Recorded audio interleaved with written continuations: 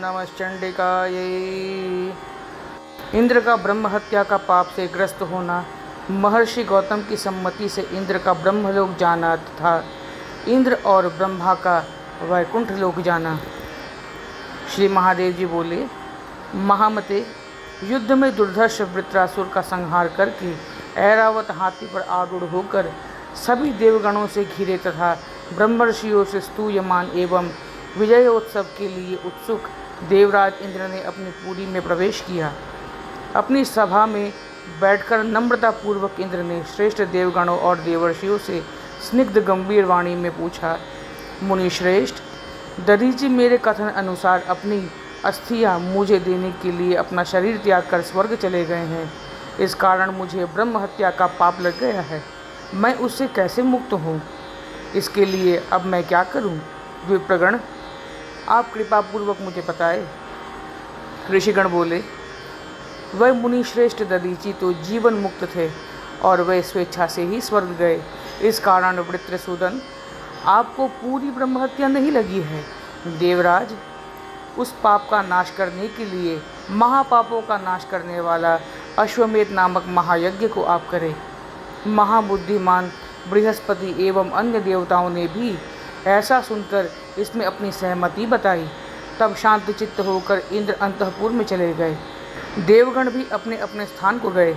मुनिश्रेष्ठ, तब देवराज इंद्र ने विधि पूर्वक बहुत दान दक्षिणा सहित अश्वमेध यज्ञ किया। एक बार देवताओं की सभा में देवर्षि नारद ने वहां पधार कर देवराज से कहा, देवराज, आपने यद्यपि यज्ञ कर लिया है किंतु ब्रह्म हत्या अभी भी आपको लगी हुई है। उसे मिटाने के लिए आपको यत्न करना चाहिए। इंद्र बोले, मैंने उस पाप की शांति के लिए अश्वमेध नामक महायज्ञ किया है, फिर भी यह वर्तमान ही है। अब आप ही बताएं, मैं क्या करूं? नारद जी बोले, बुद्धिमान इंद्र, आप अपने गुरु गौतम ऋषि के पास जाकर इसका उपाय पूछिए। वह मुनि सर्वज्ञ है और आपको इसका उपाय अवश्य ही बताएंगे। गुरु का कथन श्रेष्ठ शास्त्र है। गुरु का कथन ही श्रेष्ठ तप है। करुणामय गुरु प्रसन्न होकर जैसा कह देते हैं वैसा ही होता है, इससे भिन्न नहीं। सभी वेदों का यही मत है कि गुरु की आज्ञा के अनुसार कर्म करना ही श्रेष्ठ प्रायश्चित्त है। उनके आज्ञानुसार कर्म करके पाप से आपको मुक्ति मिल जाएगी। श्री महादेव जी बोले, ऐसा कहने पर नारद मुनि अपने उत्तम स्थान को चले गए और इंद्र भी शीघ्र ही महर्षि गौतम के आश्रम पर गए। उन्होंने मध्याह्न के सूर्य के समान तेजस्वी, सिर पर पिंग वर्णी जटाओं से सुशोभित और ब्रह्म के ध्यान में लीन उन महात्मा गौतम को देखा। वृत्रासुर को मारने वाले इंद्र ने साक्षात शिव के समान अपने गुरु को देखकर उनकी प्रदक्षिणा की और पृथ्वी पर दंडवत गिरकर साष्टांग प्रणाम किया। समाधि में विराम होने पर गौतम ऋषि ने देवराज को आया जानकर उनसे पूछा, तात, अब अपनी कुशल बताए। देवराज इंद्र बोले, प्रभु, आपके दर्शन से मेरा सब कुशल मंगल है। मुने, जिसके आप जैसे गुरु हों उसके लिए कहीं अमंगल नहीं हो सकता, किंतु मुझसे अनजाने में एक पाप हो गया है जिसके निस्तारण हेतु मैं आप गुरुवर के सम्मुख उपस्थित हुआ हूँ। महामते, वृत्रासुर के वध के लिए दधीचि मुनि की अस्थियां लाने के कारण मुझे दुर्निवारणी ब्रह्म हत्या लग गई है। उसके क्षमन हेतु मैंने अश्वमेध यज्ञ भी किया, किंतु फिर भी उसका संभवतः निवारण नहीं हो रहा है। गुरु, मेरा चित्त अत्यंत दुखी है। नाथ, आप इस ब्रह्म हत्या के निवारण हेतु मुझे इसका उपाय बताएं। धर्म के मर्मज्ञ आप जिसके रक्षक और गुरु हैं, उस पर भी यह बहुत दुखदायक पाप स्थायी रूप से लग गया है। गौतम बोले, वत्स, तुम दुखी मत हो। तुम्हारा पाप बहुत समय तक नहीं टिकेगा। मैं तुम्हारी बात सुनकर उस पूर्व पाप की शांति के लिए उपाय बताता हूँ। मुनिश्रेष्ठ, दधीचि कोई साधारण ब्राह्मण नहीं थे। वह जीवन मुक्त महात्मा दूसरे विश्वेश्वर के ही समान थे। सुरसूदन, उनकी हत्या से उत्पन्न तुम्हारा घोर पाप अश्वमेध यज्ञ से कैसे मिट सकता है? यदि तुम इस ब्रह्म हत्या से मुक्त होना चाहते हो तो वहाँ जाकर महापातक नाशिनी भगवती महाकाली के दर्शन करो। इंद्र बोले, पापनाशिनी महाकाली कैसी है और कहाँ रहती है, ये मुझे बताइए, जिससे मैं जाकर उन महेश्वरी के दर्शन कर सकूं। ऋषि गौतम बोले, मैंने वेद आगम शास्त्रों में जैसा देखा है वैसा आपको बताता हूँ। मुझे नहीं मालूम है कि परात्परा महाकाली कहाँ विराजती हैं। सभी श्रुतियों में ऐसा बताया गया है कि महेश्वरी महाकाली के दर्शन से मनुष्य अपने ब्रह्म हत्यादिक पापों को नष्ट कर देता है। इंद्र बोले, मुझे लगता है कि इस पाप से मेरी मुक्ति नहीं हो सकेगी, क्योंकि मुझे कभी यही ज्ञात नहीं हो पाएगा कि वह जगदम्बा कहाँ विराजती हैं। ऋषि गौतम बोले, तत्वदर्शी योगी जन दीर्घ काल तक युगांत दर्शिनी उग्र तपस्या से महाकाली के दर्शन को प्राप्त करते हैं। जो ऐसा कर पाता है उसके समक्ष योग गम्या सनातनी जगन्माता महाकाली प्रकट हो जाती है। किंतु तुम तो देवताओं के राजा हो और राष्ट्र का पालन करने वाले हो। राज्य पालन के दायित्व को छोड़कर तुम ऐसा तप कैसे कर सकोगे? इसलिए तुम भुवन में जाने के अतिरिक्त उनके दर्शन का दूसरा उपाय तुम्हारे लिए मुझे नहीं दिखाई देता। अतः पुरंदर, तुम उनकी पुरी का पता लगाकर वहाँ जाकर ब्रह्मादि के लिए दुर्गम भगवती महाकाली का दर्शन करो। सूर्यनायक, उनकी पुरी को खोजने का उपाय तुम्हें मैं बताता हूँ। तुम्हें सबसे पहले निर्विकार लोक पितामह ब्रह्मा जी के पास जाकर पूछना चाहिए।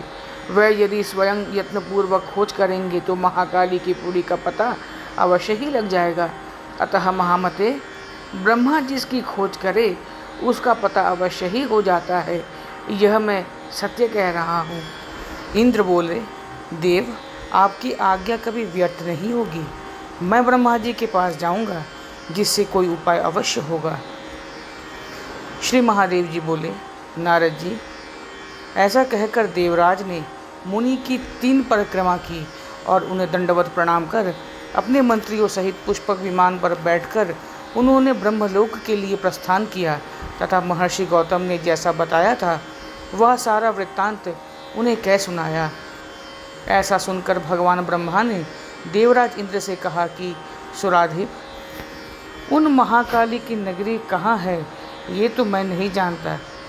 देवताओं के कार्य को सिद्ध करने के लिए कृपापूर्वक जब वे स्वयं प्रकट होती थी, उसी समय मैंने उन सनातनी ब्रह्मरूपा महाकाली के दर्शन किए थे।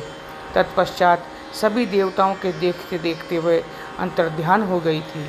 मैं इतना ही जानता हूँ, उनकी नगरी का मुझे कोई ज्ञान नहीं है।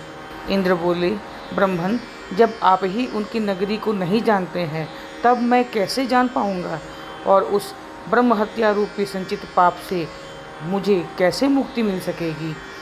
ब्रह्मा जी बोले, देवताओं के राजा, यदि आप में यह पातक टिका रहेगा तो स्वर्ग में बहुत से उत्पात होने लगेंगे। इसलिए इस पाप का निवारण करने के लिए मैं निश्चित रूप से प्रयत्नशील हूँ। जगदम्बा की अत्यंत गोपनीय नगरी को मैं सब प्रकार से खोजूँगा। यदि आपके कार्य संपादन में भगवती के दर्शन मुझे हो गए तो मैं मुक्त हो जाऊँगा। इससे बढ़कर करणीय कार्य अन्य कुछ भी नहीं है। श्री महादेव जी बोले, नारद जी, इस प्रकार देवराज इंद्र को आश्वासन देकर पितामह ब्रह्मा जी दिव्य रथ पर आरूढ़ होकर वैकुंठ धाम को चले गए। इंद्र भी अपने पुष्पक विमान पर पीछे पीछे चलते हुए भगवान विष्णु के द्वारा रक्षित उत्तम लोक वैकुंठ में गए। तब ब्रह्मा जी ने देवराज इंद्र को आश्वस्त करते हुए कहा, वत्स सुरेश्वर, मेरी बात सुनो, तुम बाहर ही ठहरो। मैं भगवान विष्णु के धाम को प्रवेश करता हूँ और तब परब्रह्म भगवान विष्णु की आज्ञा प्राप्त होने पर तुम भी भीतर आ जाना। ब्रह्मा जी के ऐसे वचन सुनकर देवराज इंद्र वहीं ठहर गए। ब्रह्मा जी वहाँ पहुँचे जहाँ भगवान जगन्नाथ विष्णु विराजमान थे। उनके हृदय पर कौस्तुभ मणि शोभा पा रही थी। नवीन मेघ के समान उनका श्याम वर्ण था। उनके हाथ में शंख चक्र गदा पद्म धारण किए हुए थे तथा लक्ष्मी एवं सरस्वती उनके साथ विराजमान थी। ब्रह्मा जी को आया देखकर भगवान विष्णु ने शुभ आगमन विषयक प्रश्न पूछे। ब्रह्मा जी ने भगवान से कहा कि आपकी कृपा से सानंद आगमन हुआ है। जनार्दन, देवराज इंद्र भी आपके दर्शनार्थ आए हैं और वैकुंठ लोक के द्वार पर यहाँ प्रवेश हेतु आपकी आज्ञा की प्रतीक्षा कर रहे हैं। यह सुनकर अच्युत भगवान विष्णु ने गरुड़ को आज्ञा दी कि देवराज इंद्र को वैकुंठ के अंदर ले आओ। मुने यह सुनकर गरुड़ शीघ्रतापूर्वक द्वार पर गए और उन्होंने इंद्र को श्रेष्ठ धाम के अंदर प्रवेश कराया। इंद्र ने भूमि पर दंडवत प्रणाम करके हाथ जोड़कर जगतपति भगवान विष्णु से कहा कि आपके दर्शन से मैं धन्य हुआ।